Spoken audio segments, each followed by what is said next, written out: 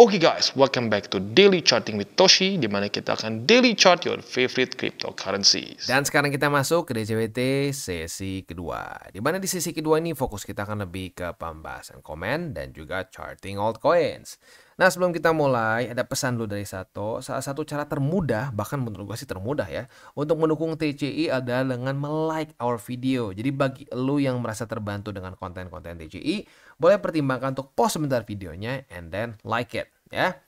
Oke, economic calendar hari ini sesuai dengan reminder tadi pagi ya, atau lebih tepat tadi siang lah ya.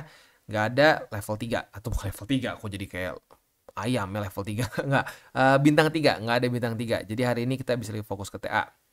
Nah, untuk kondisi BTC sendiri kita bisa lihat di sini dia sedang berusaha untuk bertahan di atas dari 109.500-an. Ya, kita lihat besok apakah dia bisa bertahan di atas dari struktur support, ya tadinya resisten ya. Struktur ya sekarang jadi support yang baru saja di reclaim ya. Tapi sebenarnya kalau sampai jebol pun ya dan daily close di bawah dari situ pun sebenarnya masih oke ya. Kenapa? Karena kita sudah 4 hari berturut-turut ya, daily close juga bullish.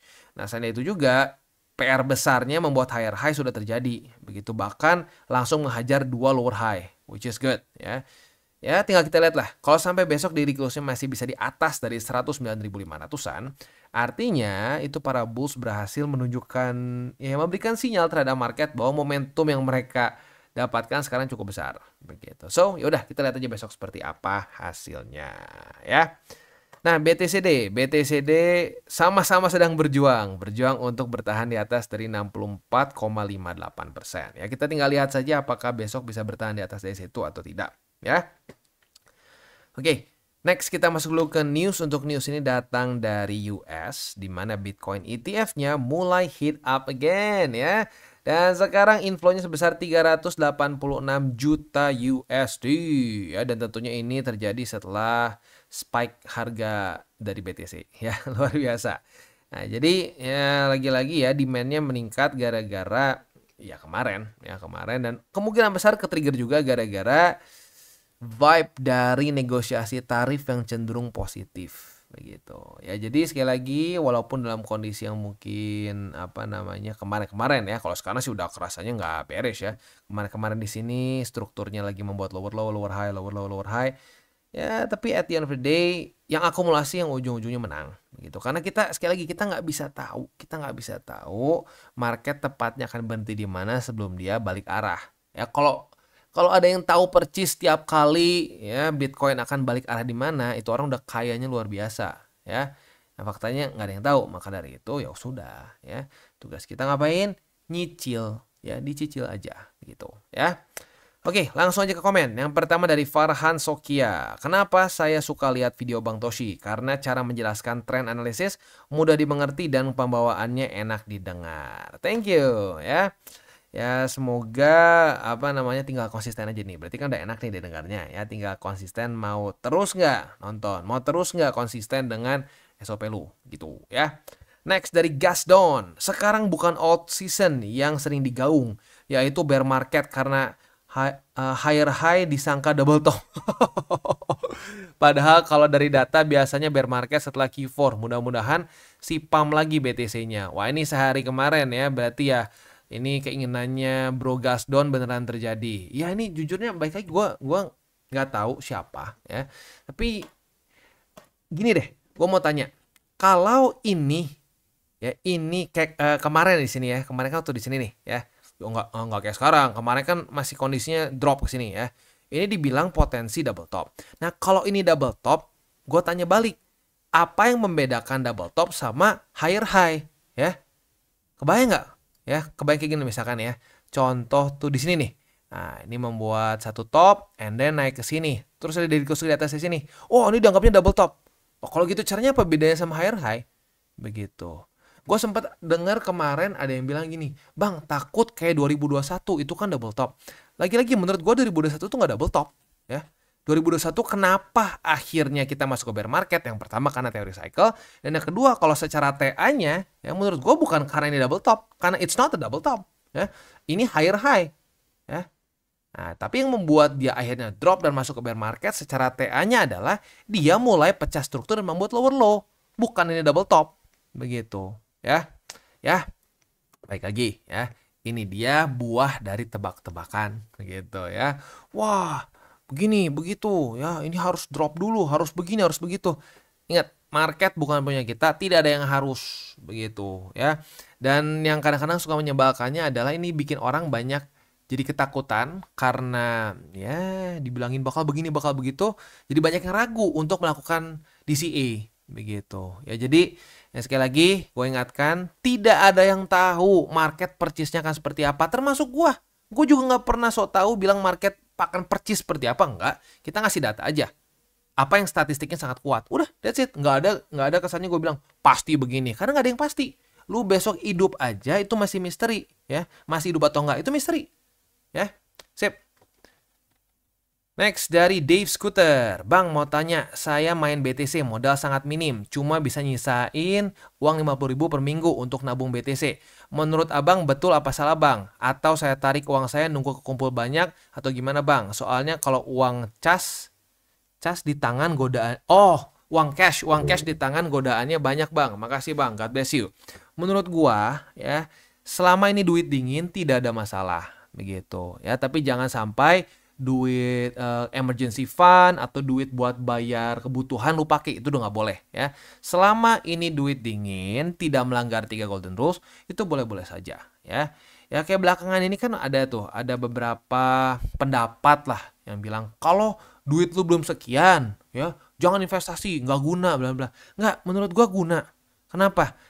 At worst itu akan menjadi suatu kebiasaan buat lu untuk selalu menyisihkan uang untuk investasi. Begitu. Lu kebayang nggak misalkan ada yang bilang matok misalkan, wah kalau duit lu belum 100 juta ngapain investasi? Nggak guna katanya. Kalau misalkan ada yang ngomong seperti itu ya, matok di 100 juta. Lu kebayang nggak? Itu untuk orang sampai punya 100 juta butuh waktu berapa lama kan? Nah, itu berapa tahun terbuang gitu. Sementara ya di luar negeri banyak anak-anak dari kecil tuh dididik untuk invest, walaupun duitnya kecil, invest nggak apa-apa supaya terbiasa saat mereka punya penghasilan, mereka akan menyisihkan uang mereka untuk investasi. Begitu. Jadi jangan pernah sampai jadi kesannya, aduh, gue dibilang segini sih standar gue kayaknya, oh dianggapnya maksa ya investasi. Nggak ada ya. Selama lu nggak pakai uang panas itu nggak maksa namanya. Ya jadi tidak masalah sama sekali. Silakan sisihkan terus 50.000 per minggu. Tinggal ya ini aja, tinggal lu bisa konsisten atau enggak. Nah kalau gue lihat di sini kan per minggu berarti lu kemungkinan besar ini ya DCI murni. Nah ini gue sarankan di BTC aja ya, jangan di yang lain-lain gitu. Karena kalau sampai amit-amit nanti hilaf, gagal TP dan seterusnya, ya masih oke. Alts beda cerita, ya tidak seperti BTC yang very reliable gitu, ya. God bless itu ya, by the way. Next dari Topan Yuda Bakti. Lanjutkan Ma, perjuangan dan edukatifnya sangat mendidik dan membantu. Semoga berkah dan kelancaran usahanya. Amin. Terima kasih ya. Next, wah thank you, ada super thanks dari Moxley ya. Bagi kalian yang belum tahu, di TCI tidak ada namanya grup berbayar, tidak ada namanya grup VIP. Jadi semua konten yang kita berikan di sini for free. Jadi super thanks seperti ini. Lalu bagi lo yang menggunakan link reflektor di bawah, nge-like our video itu sangat membantu perkembangan dari TCI. Ya jadi sekali lagi, thank you untuk bro mungkin ya, bro Moxley ya. Karena kalau cewek kayaknya Moxley, ya tapi mungkin juga sih. Ya nggak tahu lah, bro atau sis Moxley ya. Bang Toshi, panutanku. Wah, mantap ya. Mau tanya soal DCA dong, Bang. 1. Kalau DCA pakai 10 peluru, itu berarti kurang lebih 3 hari sekali kah untuk buy? Atau gimana maksudnya? Oh enggak, 10 peluru misalkan ya. Ini 10 peluru tuh lebih untuk ke yang TA ya. Kalau lu misalkan mau DCA murni, ya udah lu nggak usah pusing. Misalkan lu pengen per 2 minggu sekali gitu. Ya udah, lu tinggal tentukan berapa ya. Yang 10 peluru itu untuk DCI pakai TA. Jadi misalkan kayak kemarin nih di sini ya, waktu drop misalkan kita mundur waktu nih ya, kita pakai mesin apa ya namanya, mesin pembalik waktu gitu ya. Kita ke tanggal 23 Mei. Nah, berarti kita beli di mana aja nih? Kita beli di sini di sini nih ya, dari tanggal 27 Mei. Jadi kita beli di sini 1 2 3 4 bentar. 1 2 3 4 5 ya, 5 posisi kita dapat begitu ya. Jadi dari 10 peluru udah kepake 5 begitu ya. Kedua, setiap kali mau buy waktu DCA langsung beli aja berapapun nominalnya atau perlu pantengin pergerakan market sampai kira-kira dapat harga bagus. Nah, ya baik lagi, kalau lu DCA murni nggak usah pikirin, nggak usah buka chart sama sekali kalau DCA murni, tapi hanya di BTC aja ya, jangan di odds ya. Nah, kalau lu pakai DCA dengan cara TA, ya lo bisa perhatiin ya support-support yang sudah kita bahas di DCWT1 dan DCWT2 gitu ya. 3. Dan waktu nanti di Q4 menjelang crypto winter, baiknya di sell semua BTC-nya atau tetap di keep aja sambil lanjut DCA sampai 2030. Nah, ini tergantung, setiap orang bisa berbeda-beda. Kalau gue pribadi biasanya gue sisain minggu kemarin, cycle kemarin itu gue sisain belasan persen, gue lupa tepatnya berapa ya. Pokoknya tinggal belasan persen dari total semua BTC gue, begitu ya. Alts gue buang semua, tapi BTC gue keep some, gitu ya. Oke. Tapi gini, gue beringat. Kalau lu berpikirnya jangka panjang, bukan ini ya, gue kan technically speaking itu disebutnya sebagai position trader ya, dimana kita mikir per satu business cycle. Nah kalau gue makanya di Q4 fokus untuk TP ya, karena gue bukan technically speaking walaupun terdengar long ya, 4 tahun kan terdengar long gitu, tapi pada faktanya itu dihitungnya sebagai position trader. Tapi kalau benar-benar long term, bang gue mau sampai 2030, 2040, sebenarnya lu bisa aja putusin untuk tidak TP sama sekali gitu ya. Jadi tapi itu semua cuma berlaku di BTC ya, kalau di odds no ya. Jadi gitu. Yang keempat ya. Untuk TA apa bedanya peranan dari grafik 15 menit, 1 jam, 1 hari, 1 minggu? Mana yang paling penting buat kita pantengin untuk ambil decision? Kalau gue pribadi gini ya, patokannya semakin pendek TF-nya, ya berarti 15 menit, semenit, itu kan makin pendek tuh. Itu makin tidak akurat. Gitu, Bu. Atau lebih tepatnya gini lah. Win rate lu untuk TA berfungsi itu lebih kecil. Begitu, semakin dia ya time frame-nya kecil, makanya ya trader yang paling banyak loss adalah tipe scalper karena dia menggunakan biasanya TF-nya ya kecil begitu ya. Jadi kalau gue pribadi, gue paling suka pakai daily, weekly, and then monthly ya. Paling sering pakai sih daily sebenarnya ya. Sorry ya bang, pertanyaan-pertanyaan gue mungkin basic banget atau bahkan nggak tepat. Nggak sih ya, oke kok ya. Tapi gue adalah enthusiast learner crypto yang senang banget nemu channel lo. Mantap ya. Makasih bang, salam tabur tuai juga ya. Mantap. Pertanyaan-pertanyaan bagus kok. Mungkin ada orang yang kepikiran juga sama nih ya. Jadi jangan pernah berpikir untuk pertanyaan gua konyol nggak ya. Gini, pertanyaan konyol tuh cuma satu. Kalau nanya misalkan di komen, bang kapan nih bang udah aman belum bang beli? Itu konyol. Tapi kalau lu bertanya teknis, lu belum ngerti, mungkin udah dengerin videonya tapi masih belum get it, boleh. Jangan sampai berpikir itu pertanyaan konyol. Pertanyaan konyol itu adalah lu nggak nonton videonya, cuma lu pengen dijawab hal-hal yang kasarnya tuh very deterministic lah. Itu konyol ya. Next. Wah, banyak juga ini. Oke, next dari Hayam. Untuk sekarang buy apa? Astaga. Untuk sekarang buy apa? Sell nih mas, mau all in 1 juta. Astaga, bisa pas banget ya. Nah ini pertanyaan konyol yang gue ini kayak satu nge-troll gue nih kayaknya ya. Biasanya kayak begini gak pernah di-highlight. Gini ya, gue gak mau jawab pertanyaan kayak beginian. Kenapa? Karena udah jelas tidak ditonton. Karena di setiap video gue ingetin untuk jangan all in ya. Gue ingetin lagi untuk apa? Untuk lu DCA, lu beli di mana aja kita bahas, udah lengkap, makronya dikasih tahu, buy limitnya dikasih tahu ya. Kalau kayak begini, aduh, kalau dengan mindset seperti ini caranya nggak akan bisa maju karena di video ini dijelasin di video ini ya. Next dari Robi Slowboy, makasih kok ilmunya, jangan lupa like, benar ya, jangan lupa like, share dan subscribe untuk kawan-kawan yang merasa konten ini berguna. Yes benar ya. Saya salut dengan Koko, ilmunya selalu dibagikan dengan ikhlas, nggak kayak yang lain ya. Mau belajar dikasih harga sampai 20 jutaan, bahkan katanya mau dinaikin sampai 30 jutaan dengan iming-iming memberi ilmu finansial untuk masyarakat Indonesia. Dan mati dengan 0, tapi ilmunya sampai 30 juta per tahun. Ya nggak tahu deh ya. Ya gini sebenarnya kalau gue pribadi ya. orang buka kelas selama edukasi beneran ya, jangan iming-iming tiba-tiba cepet kaya begitu. Ya, gua nggak masalah. Misalkan dikasih tahu TA, apa namanya dikasih tahu fundamental, diajarin gitu hal-hal teknis itu nggak masalah. Tapi jangan kelas itu diiming-imingin nanti gua spill ya Porto yang bisa 100x. Nah, itu bullshit menurut gua. Kalau kayak begitu bangke ya. Tapi selama kalau kelasnya itu benar-benar pembelajaran, benar-benar edukasi, tidak masalah kok ya. Gua nggak ada masalah sama sekali dengan orang yang buka kelas tapi edukasi. Tapi kalau kelasnya isinya adalah iming-iming begitu ya, terus isinya gaslight, nah itu bangke ya. Oke. Next.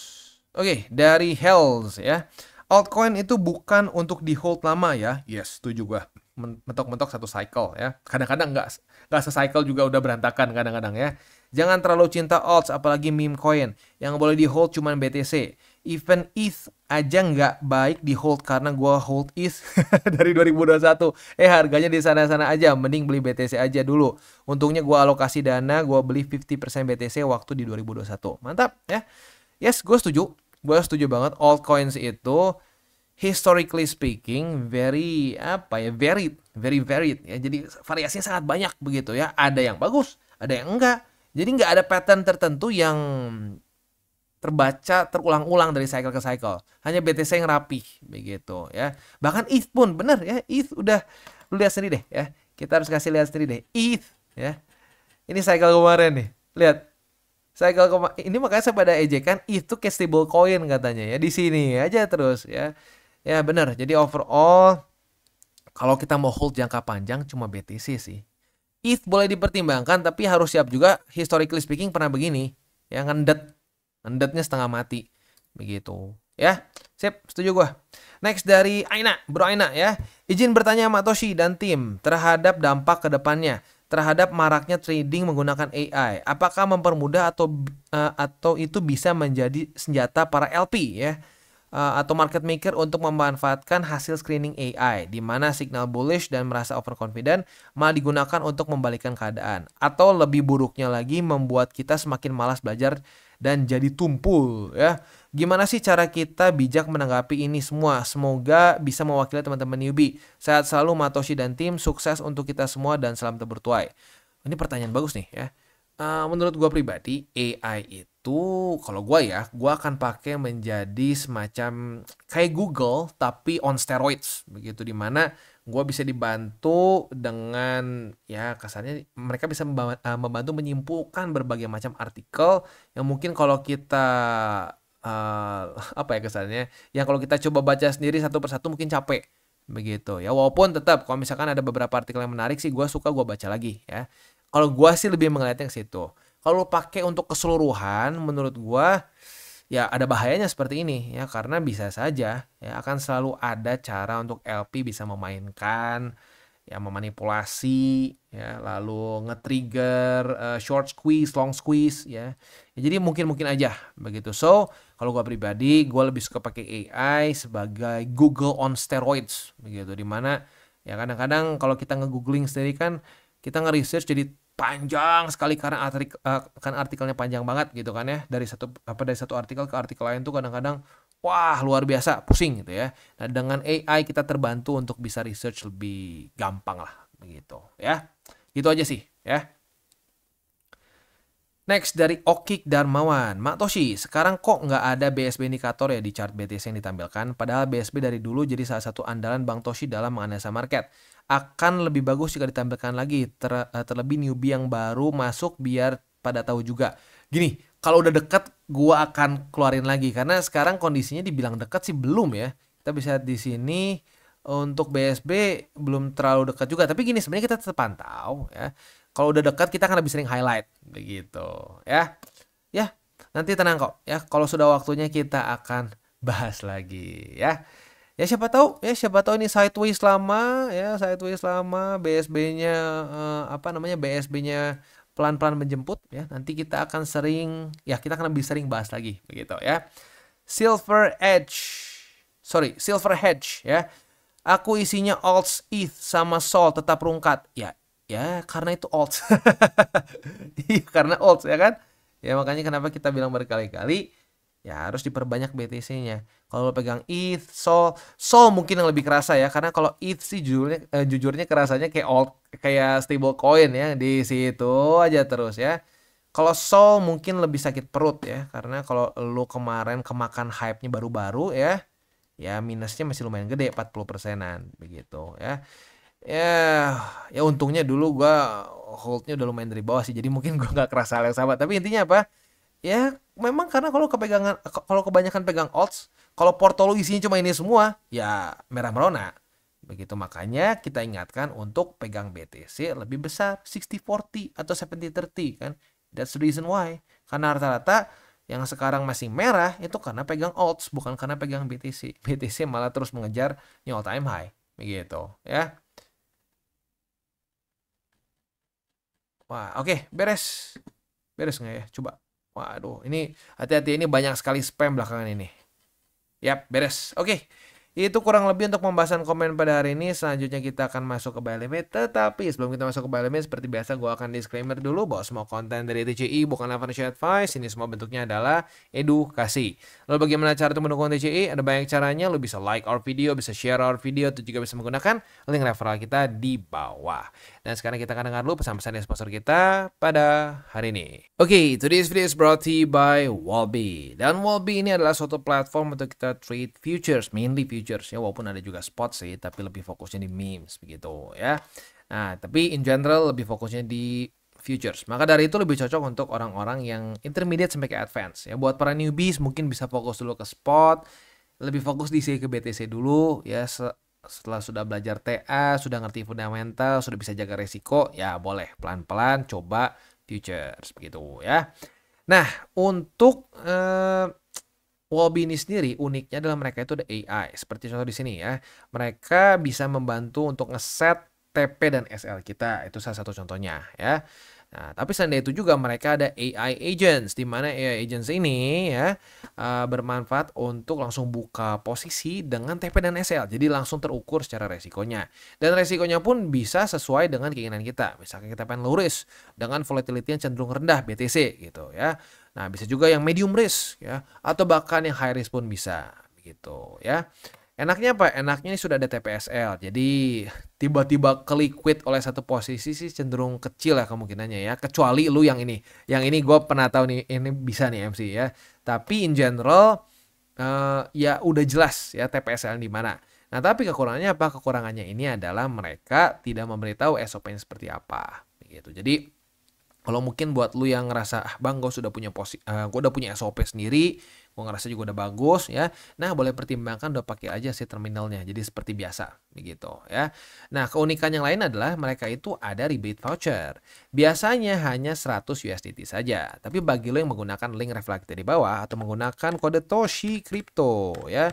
Sekali lagi, kode Toshi Crypto akan ada upgrade dari 100 USDT menjadi 250 ya. Jadi buat lo yang tertarik silahkan boleh pertimbangkan untuk menggunakan link reflektif di bawah dan mulai trade di Wolby. Dan kita masuk ke Cardano. Untuk Cardano posisi long kita kena target TP. Asik ya.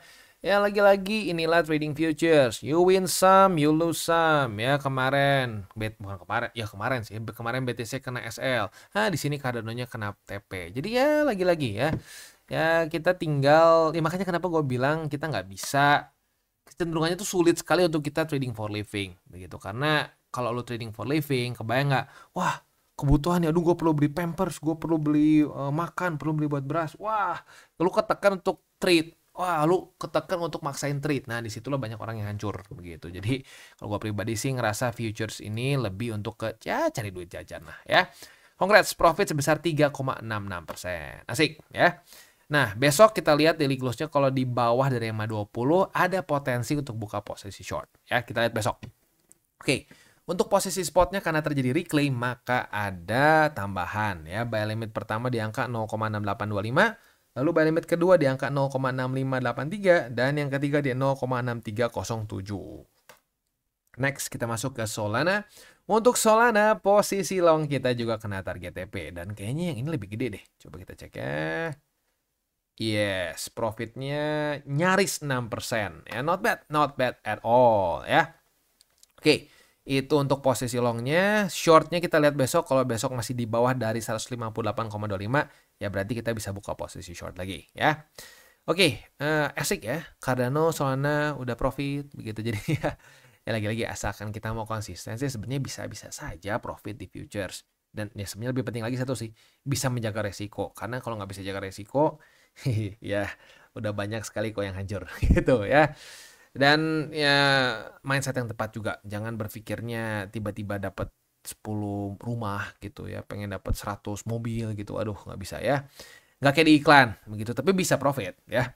Oke, untuk posisi spotnya ada di angka 149,41, 144,52 dan 137,39. Next ke XRP. Untuk XRP kita sudah dapat posisi long karena sudah terjadi retest 1, retest 2 di EMA 50. Nah, posisi long kita ini target TP-nya boleh pertimbangkan di MA 200 atau kalau mau lebih sedikit konservatif, ya kalau konservatif udah kena sih sebenarnya ya. Sesuai pembahasan kemarin, buat yang konservatif udah kena di sini ya. Berarti yang agresif masih belum kena target TP, tapi buat yang konservatif sudah profit sebesar 1,27% ya.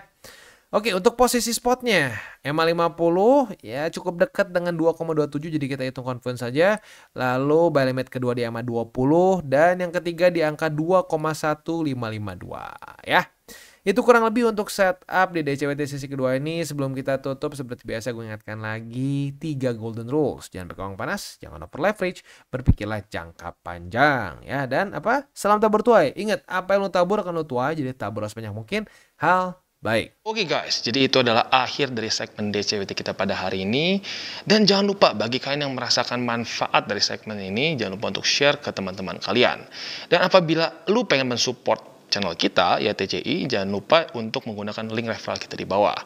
Nggak wajib, ya, tetapi apabila lu menggunakan link referral kita di bawah, ada macam-macam, ya, dari Bybit, Huobi, Maxi, toko kripto, dan banyak lagi, ya.